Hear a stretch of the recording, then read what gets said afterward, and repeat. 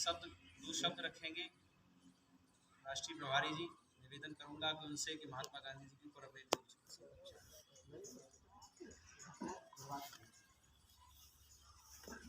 धन्यवाद संचालक महोदय जी। और हमारे यूथ के अखंड भारत सेना के यूथ के जिलाध्यक्ष भी हैं श्री धर्मवीर प्रजापति जी। आज अखंड भारत सेना के तत्वाधान में महात्मा गांधी जी जो कि हमारे राष्ट्रपिता भी हैं और उनके साथ साथ हमारे देश के पूर्व प्रधानमंत्री श्री लाल बहादुर शास्त्री जी भी आज उनका भी जन्म दिवस है। ऐसी दो महान हस्तियां का जन्म आज के दिन हमारी इस पावन धरती पर हुआ था। उनके जन्म दिवस मनाने के लिए हम सब लोग यहाँ पर उपस्थित हैं। और आज जो हमारे अखंड भारत सेना का जो कार्यक्रम हमारे माननीय जिलाध्यक्ष जी हैं श्री धर्मवीर प्रजापति जी, उन्होंने ये कार्यक्रम को रखा है। तो मैं तो पहली बार तो उनको तहे दिल से अभिनंदन, उनका स्वागत करता हूँ और उनको बधाई देता हूँ। आज उन्होंने अखंड भारत सेना का ये प्रथम आवलखेड़ा में जो कार्यक्रम रखा है, मैं उनको तहे दिल से धन्यवाद देता हूँ। और ऐसे कर्मठ हमारे जो साथी हैं और उन्होंने आमंत्रित किया हमारे राष्ट्रीय संगठन सचिव डॉक्टर शैलेंद्र सिंह चौहान जी और हमारे प्रदेश के उपाध्यक्ष हमारे श्री पूजनीय श्याम बिहारी शर्मा जी, हमारे बुजुर्ग श्री राधेश्याम प्रजापति जी और हमारे युवा साथी और हमारी राष्ट्रीय टीम में ही हमारा सहयोग कर रहे हैं श्री सुनील कुमार जी और जितने भी हमारे उपस्थित भाई बंधु हैं, मैं सभी का इस अखंड भारत सेना में इस मीटिंग में आपका हार्दिक स्वागत और अभिनंदन करता हूं। अखंड भारत सेना में आपसे एक रिक्वेस्ट और करूंगा, निवेदन कि अखंड भारत सेना अभी जैसे मैं माननीय जिलाध्यक्ष जी ने मुझे पहले ही मान लो बोलने के लिए खड़ा किया है, तो मेरी इच्छा भी यही थी कि सबसे पहले मैं बोलूँ, क्योंकि रीज़न क्या है कि हमारे जैसे माननीय प्रदेश उपाध्यक्ष जी हैं पंडित जी, हमारे डॉक्टर साहब हैं। डॉक्टर साहब को तो जो मैनिफेस्टो अखंड भारत सेना का वो लगभग सब उनको ज्ञात है ही है पूरा कि अखंड भारत सेना किस उद्देश्यों पे काम कर रहा है। और हमारे सुनील कुमार जी हैं, इनको भी पूरा मैनिफेस्टो सब कुछ पता है और हमारे धर्मवीर जी को भी सब कुछ पता है। लेकिन अभी आप जितने भी लोग हमारे भाई बंधु यहाँ बैठे हुए हैं, मैनिफेस्टो जो अखंड भारत सेना का वो ज़्यादातर आप लोगों को नहीं पता है कि अखंड भारत सेना किन उद्देश्यों को लेकर के काम कर रहा है। तो मैं आप सभी से कुछ चंद बिंदु हैं उनको थोड़ा शॉर्ट में मैं आप लोगों को बताना चाहूँगा अखंड भारत सेना का उद्देश्य क्या है। अखंड भारत सेना की स्थापना लगभग 6 वर्ष पूर्व इस प्रदेश के पूर्व विधायक श्री हरिराम शाक्य जी ने इसकी स्थापना की थी। उनके साथ मैंने मिल करके इस अखंड भारत सेना को हमने स्थापित किया था और इसका निर्माण किया था और इसको साथ हम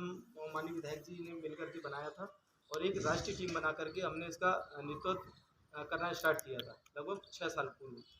तो कुछ काम करते करते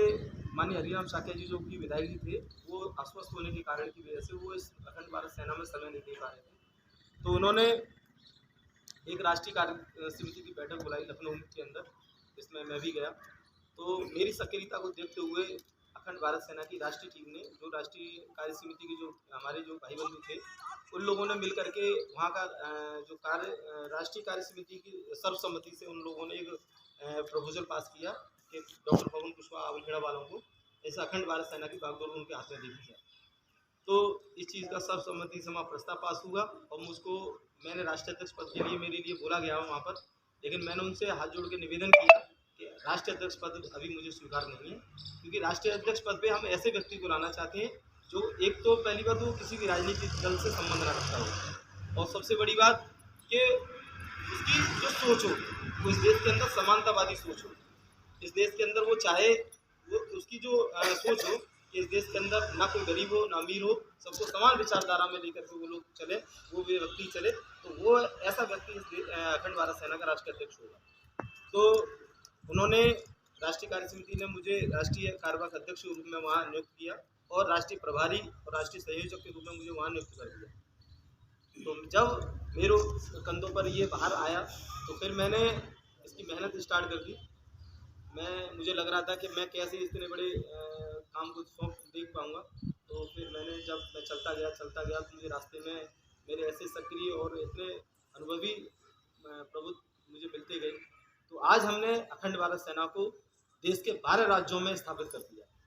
आज अखंड भारत सेना इस देश के 12 राज्यों में बहुत तेजी से काम कर रही है। और इस अखंड भारत सेना के साथ में पूर्व केंद्रीय मंत्री, पूर्व मंत्री, पूर्व कैबिनेट मंत्री, कई विधायक, कई सांसद, बड़ी बड़ी हस्तियां इस अखंड भारत सेना में आज सम्मिलित हैं और इस अखंड भारत सेना के साथ मिलकर के सब लोग काम कर रहे हैं। तो और जब मैं चलता गया तो हमारे धर्मवीर जी है, मैं समझता हूँ RSS के बहुत अच्छे कार्यकर्ता हैं और प्रचारक भी हैं, और हमारे प्रबुद्ध हमारे पंडित जी श्री श्याम बिहारी शर्मा जी और हमारे डॉक्टर साहब बहुत अनुभवी हैं और नॉलेज रखते हैं वास्तव में कि समाज हित में हमें किस तरीके से कदम उठाने चाहिए। तो हमारे डॉक्टर साहब ने भी मुझे, मेरे मित्र भी हैं बचपन के, तो उन्होंने भी मुझसे कहा कि डॉक्टर साहब हम भी आपके साथ अखंड भारत सेना में मिल करके हम इस देश में जो समान विचारधारा है उसको लागू कराने के लिए हमने सहयोग करना चाहते हैं। हमारे गुरु जी पंडित जी भी हैं, वो भी हमारे साथ आए, हमारे धर्मवीर जी हैं वो भी हमारे साथ आए। हमने माननीय धर्मवीर प्रजापति को निरुआ का जिलाध्यक्ष बनाया। हमारे डॉक्टर साहब हैं, राष्ट्रीय सचिव हैं, राष्ट्रीय संगठन सचिव,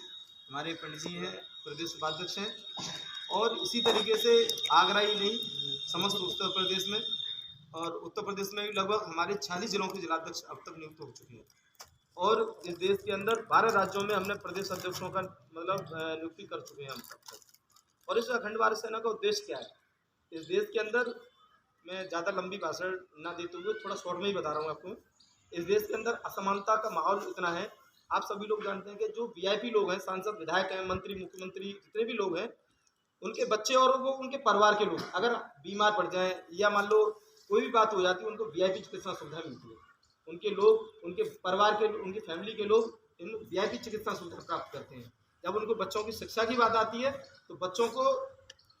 शिक्षा की बात आती है, उनके बच्चे भी VIP CBSE बोर्ड में पढ़ेंगे, देश विदेशों में जाकर के शिक्षा ग्रहण करेंगे और सरकार उनका वहन करती है शिक्षा का पूरा जो भी खर्चा वर्चा है। और एक गरीब परिवार का व्यक्ति मिड डे मील वाले स्कूल में पढ़ेगा, दरिया वाले स्कूल में पढ़ेगा। और दरिया वाले स्कूल में आप जानते ही हो कि शिक्षा का महत्व क्या है, कुछ नहीं है, नथिंग, कुछ नहीं है।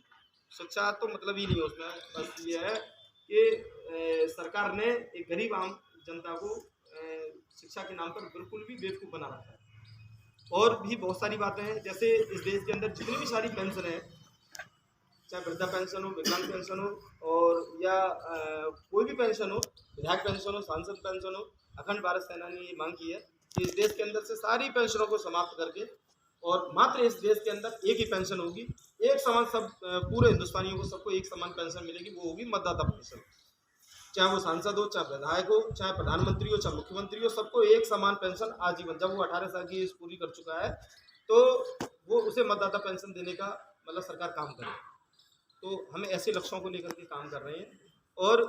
देश के अंदर हमने ये मांग करी है सरकार से कि देश का चाहे VIP हो, चाहे VVIP हो, चाहे गरीब हो, चाहे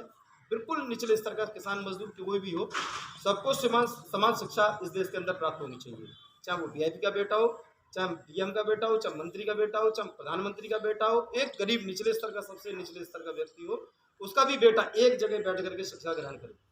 कोई भेदभाव नहीं होना चाहिए, चाहे VIP हो, चाहे एक आमजन हो, सबको समान शिक्षा का प्रावधान के लिए हम लोगों ने सरकार से मांग करी है। और उसके साथ साथ में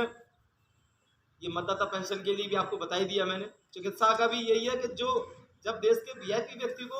जब सारी VIP चिकित्सा सुविधा प्राप्त होती है तो एक गरीब व्यक्ति को क्यों नहीं होती है। आपने देखा भी कोरोना के काल में,